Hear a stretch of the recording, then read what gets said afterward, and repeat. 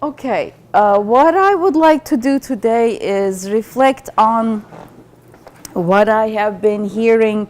This is not the first time I'm with at least some of the people in this group, and this is not the first time I've been in an academic environment in Turkey. I spent a semester at Unisinos in Porto Alegre in 2011, and I spent a week with you guys about a year and a half ago. So this is my third encounter with the academia. And what I keep hearing is, you know, people tell me about their projects, I listen to their projects and I give feedback, and it begins with, in Brazil. It begins with the Brazilian popular classes. And it's sort of like, okay, I lived in the US for 10 years. Nobody started a sentence with, in the United States. The American women. It's always, you know, the women, the middle classes, the whatever. Why do we have to limit our thinking so much? And I live in Turkey. It's the same thing in Turkey. With a lot of the Turkish professors and younger scholars, they begin the sentence in Turkey, and they say, in the Turkish universities. Okay, I get it. Every context is specific. I get it. We're studying a specific context, and I get it. Sociologically, there are very, very specific processes that are unique to a place. But that goes for Paris, that goes for London, that goes for New York, that goes for Iowa City, that goes for Madison, Wisconsin. How come they can universalize and we buy their universalizations and we don't? That's sort of the, see, just like doing research, I start with something that is a puzzle. And today, this is the puzzle I want to address and see how, I'm not going to say if, I'm going to say how, because it's possible to overcome this. And this is something I had to learn to do over the years because I've been living in Turkey after I did my education in the USA. And I had to learn how to universalize from a tiny little village in Turkey from 400 years ago in the Turkish soil, in what happens to be Turkish soil now, and convince people that this applies to all different kinds of situations. You know, the point is to take those specificities and to think of the specificities of a context in theoretical terms and translate it such that with that new translation, not only people in Turkey, but also people in Brazil, people in New York, people in London will understand things about their own streets and schools and low classes and immigrants and ethnic groups or whatever. So as I'm doing this, I'm gonna point out to some things from 4 of my recent papers and then take one of those papers and sort of really give you the backstage in terms of how we were criticized by the reviewers, what the reviewers' issues were, and how we dealt with those reviews. So how can we conceptualize from a specific context?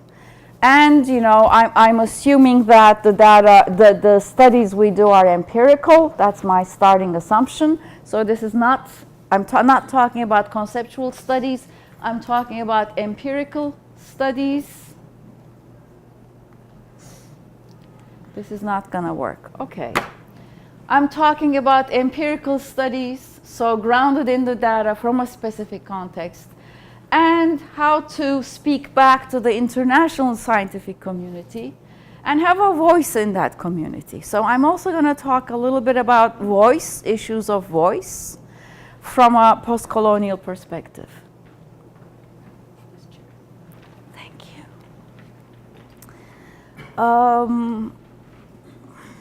So this is Brazil, which I think is amazingly interesting in terms of its divisions. It's very unique. You don't have anywhere else in the world which has favelas in the mountains right next to very luxurious spaces. But you have many favela-like places that are in close proximity to very luxurious places in Mexico, in Turkey, in China, in Vietnam, you know, count the countries. And, you know, I want you to think about this. Is this the case? We can only describe what's happening in this context, referring to Brazilian features, Brazilian dynamics, Brazilian elements. Is that what you do? Is this what you do?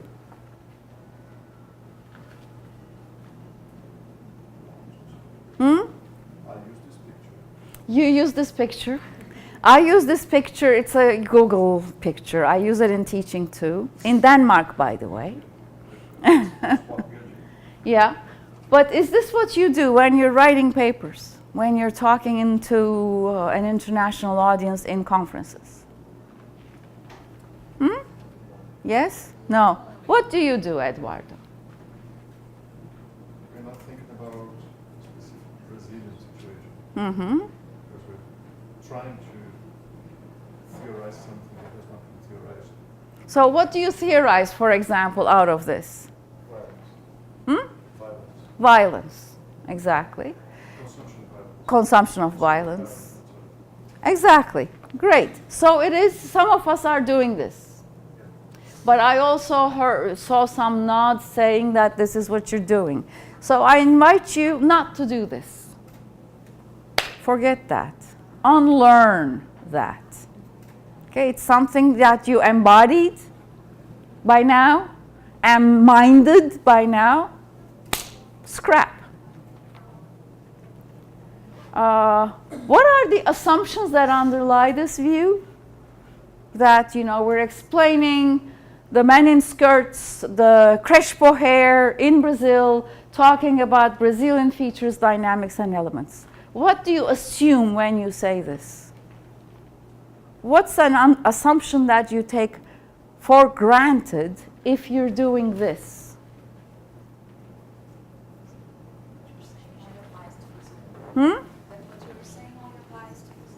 That what you're saying about violence only applies to Brazil and no place else. Is this an assumption you want to make? I know, because you said you theorize. Yeah. But I mean, if you were only doing this, that it only applies to Brazil and no other place.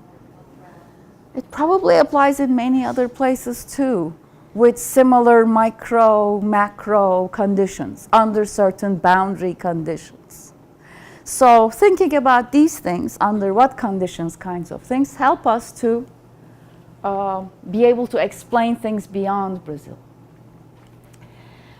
What else? Is there anything else that you assume and you take for granted if you follow this view? Anything else? Certain radical relativism that you cannot relate contexts or compare. Exactly, exactly. A very radical relativism. That this only happens here, you cannot compare, you cannot do anything else with it. Yes. Second assumption. That all features and elements in Brazil are the same, and we have some. Exactly, exactly, exactly. That's the third assumption. What else? That's called essentializing, by the way. I'm going to be using this term later. So you essentialize Brazilian culture, Brazilian values. You know, Brazilians are like this. Brazilian mentality is like this. You know, how many million people are there in this country? How many different social classes? How many different geographic areas with different colonial histories? How can you be making these assumptions? That's the third assumption. There's a fourth one that maybe is a bit more difficult to reflect upon. Maybe not an assumption, but a premise. There's a premise that underlies doing this. That we have to justify our context, a thing that Americans don't do that, okay, push that line of thinking a little bit more before even justify. I mean, when you say justify the context, you're already thinking about going beyond the context. Take a step back. So, you know, just doing this and nothing more. What is a premise that you have? Keep the American thing in there. You can say that there is a Brazilian feature. Hmm? I'm assuming that there is a Brazilian feature. There's a Brazilian feature, which is, again, essentializing. But the thing that I have in mind is this unconscious, unreflected position of the periphery, of the margin, thinking that I can only talk to my Brazilian colleagues, and I cannot really say anything important to Americans. So it's not an assumption, but sort of a, I don't know what to call it. An attitude, something. So I'm inviting us all to scrap all of this.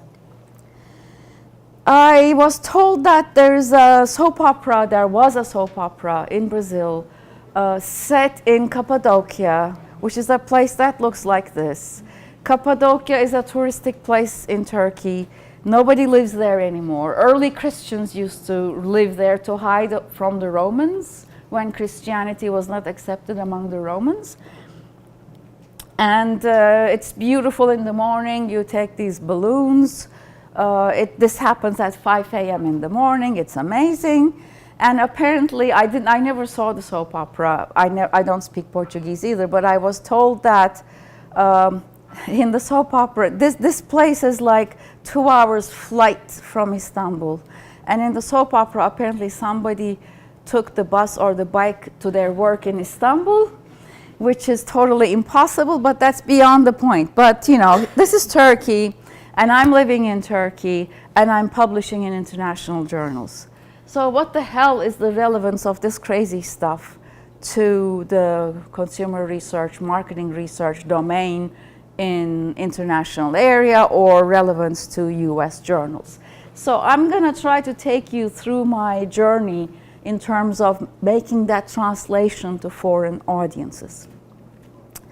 So how do I go beyond the context? How do I go beyond describing a context? So the first point is going beyond the context. The second point is going beyond description to understanding and explaining. And the third thing that we will discuss is how to engage the North American readers. I'm specifying North American because I have a premise in the back of my mind that Brazil, Turkey, we guys are the periphery, and North America is the center in terms of systems theory, in terms of business academia. I mean, even London is not the center for business marketing kinds of work. Europe is not the center for that kind of work. USA is, and Canada by association. So I'm going to start with the titles of the 4 papers. Think about the context and check out these titles. So, Veiling in Style, how does a stigmatized practice become fashionable? Nothing about Turkey. Nothing about Turkey.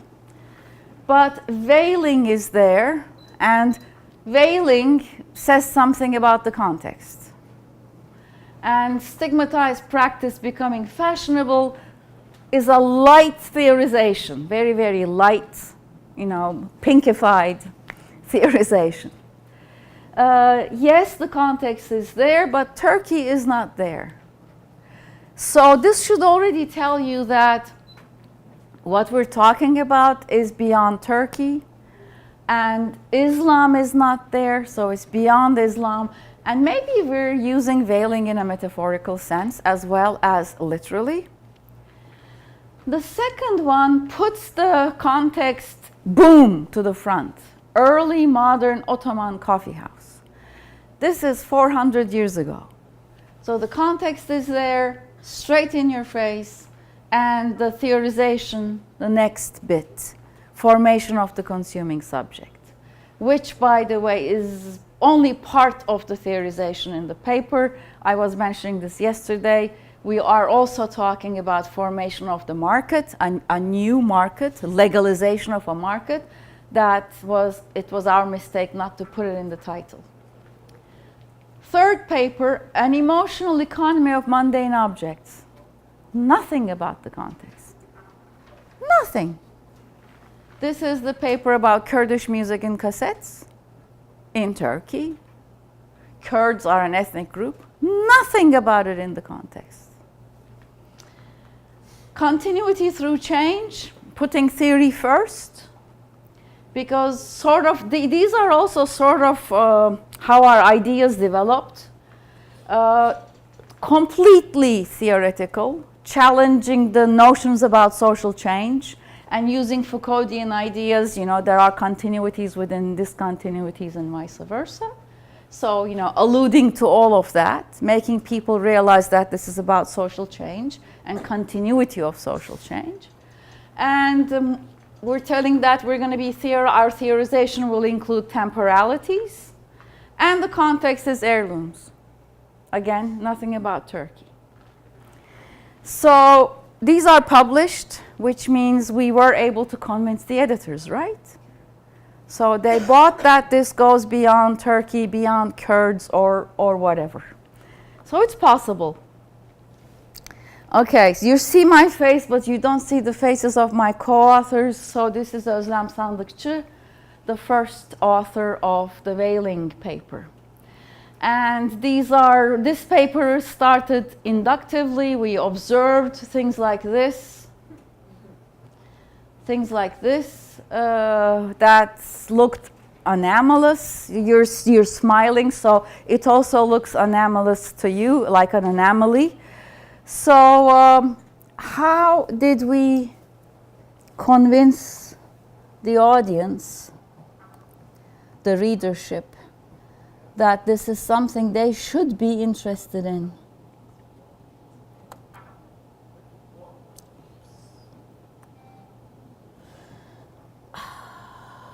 Where is it? You will navigate through the papers outside. What? Outside. So I had opened this. Yes, Where yes. is this? So you can navigate. Which one do you want? The Veiling one. No? So where are they? Well, I'll just open it. Oh, there they are. Thank you. Okay. Look how we start the paper. Can you read this? Yes. We are unlikely to encounter Star Trek fans dressed as Trekkies at a business meeting. Tell me what you think about this sentence. That's our starting sentence. You're talking to Cosinets. I'm talking to Cosinets. And beyond Cosinets, now everybody in our community has read the Star Trek's paper. So I'm not really talking to Cosinets. I'm framing what I'm doing in terms they know. They know about Star Trek fans. They know how these people are dressed. And they know that you would not expect to see this dress in a business meeting.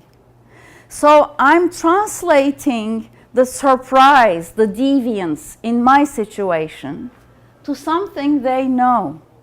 This is the very first sentence.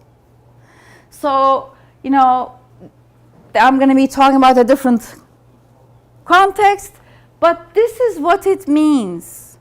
This is the linkage to contexts you know. So even from the beginning, I'm saying, don't be fooled by the context you're going to be seeing here. This is what we're after. Unlikeliness to encounter something in some situations. So that's what we're dealing with. I've generalized already. Okay, sentence number 1. I've started with a generalization. And everybody, the audience, the reader, understands this. sorry. And then I'm broadening it a little. From the consumer's point of view, getting tattoos, so it's not just the Star Trekkies, people with tattoos, wearing jeans, when you look at the history of jeans, history of tattoos, dressing as a Trekkie, unlike being of a particular ethnicity, are practices he, she voluntarily chooses to engage or not. Again, I'm generalizing. I'm saying what we have here, what we're going to be talking about in this paper, is like the first people who got the tattoos, the first people who wear the jeans. By the way, we read the history of those things. So here is literature that you don't even see in the list of references, but we studied that literature to see how they started as stigmatized practices and they turned to be normal practices. But then, you know, why do consumers voluntarily choose a stigmatized practice? How these practices become fashionable and ordinary, and why only some of the stigmatized ones become routinized and not others. So these are the theoretical things we're going to be talking about. So this is sort of just general framing.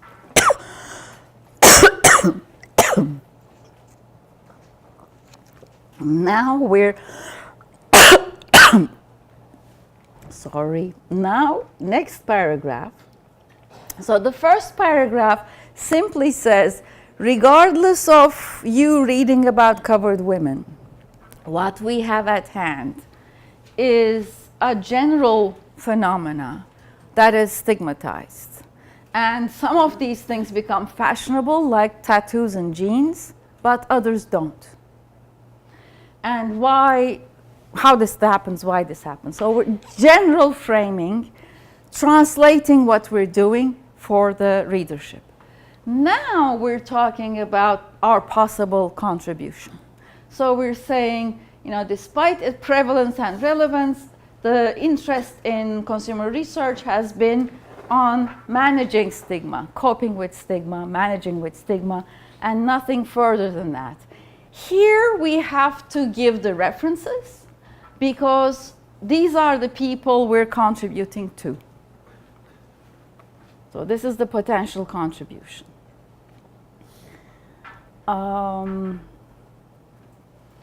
So we're talking about the research questions. This is still like the second page. Second page, research questions, boom. Specifically, 4 questions. How and why stigmatized practice become a choice in the first place? What are the mechanisms underlying the transformation of the stigma status? What roles the consumers, market, and other participants, institutional participants, play in this process? And what are the personal, societal, theoretical ramifications of these processes? So individual level, societal level, we're going to talk about, plus we're going to talk about the theoretical ramifications of our findings. Then we bring in the Islamic veiling context. Second page. Our context is Islamic veiling. Then, you know, we talk about what it is and what it does. Thoughts? One question that crossed my mind. This is a JCR structure, or would you do a paper like this for CMC, for Journal of Material, Journal of Consumer Culture, for instance? Yes, I would do the same. Okay. I would do the same. Not marketing theory, but for CMC, I would do the same. And JCC? JCC also. The difference would be here. Here, this is mostly JCR material. If I'm writing for JCC, this has to include JCC references. If I'm writing for CMC, it has to include CMC materials. Not everybody might know what these abbreviations are. CMC is cultures, markets, or consumption cultures. Consumption, markets, culture. C, consumption, markets, culture. JCC is Journal of Consumer Culture. Consumption Markets Culture is a journal within the marketing field. Journal of Consumer Culture is a journal in the sociology field. But they publish a lot of the work we guys do as well. So this would change. I mean, I would still have to, and you know, if we were writing for JCC, you know, I shared the history of this paper with some of you yesterday. We started with an agency structure focus. So if it were JCC, it probably would have stayed an agency structure, and then we wouldn't have gone to stigma in the first place. Even though it's basically about the same thing, but we'll be talking about deviance in sociological terms rather than stigma. Okay, so we can get rid of this one and go to the next one. What does this say? Cancel. Can't we just close this? I want to close it. Just this one? Just this one. Just in the middle. Okay, now we're going to look at the Coffeehouse Paper. This starts very differently. It doesn't start with a concrete incidence. Like the first one where we looked at starts with the Star Trek's tattoos, jeans. Very concrete examples. This starts with a very broad brush thing about consumer culture. Pleasure and leisure are two important characteristics of today's consumer culture. Yeah, just stating something that everybody agrees with. Nobody can disagree with this sentence. Nobody can say, oh, really? Everybody knows this. We already know this. So why do we start like this? It sort of goes totally against what I keep telling you about, you know, focus on your differences. We're saying, you know, we're stating a fact. Why do we start like this? You create attention with the title? Yes, yes, to create attention with the title. Early modern. This is 1550 to 1650. So create attention with the title, make the audience curious.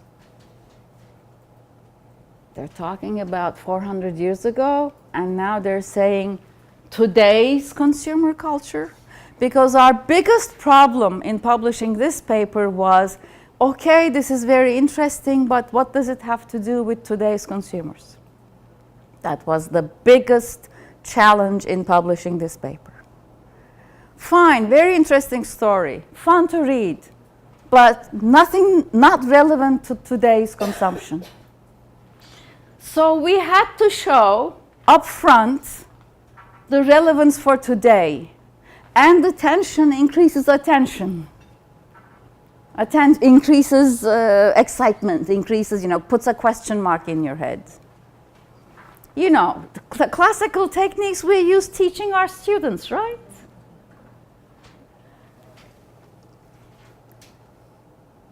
So in the very first paragraph, after talking about today's consumer culture, so we go to third places, the Starbucks stuff. And there's a lot written on third places in Starbucks. And then we say, hey, you know, you think Starbucks is a big deal. The earliest form of the coffee house emerged mid-16th century Ottoman Empire, then spread to the world. We investigate the socio-historical construction of the initial form of this space, third place, and its consumers. Being a pleasurable leisure site is linked to the birth of consumer culture, okay? And the less frivolous public sphere. So anybody in the readership who knows about Habermas, they now get a flag that we're going to be talking about public sphere, is a significant entity, etc. So we continue talking about it.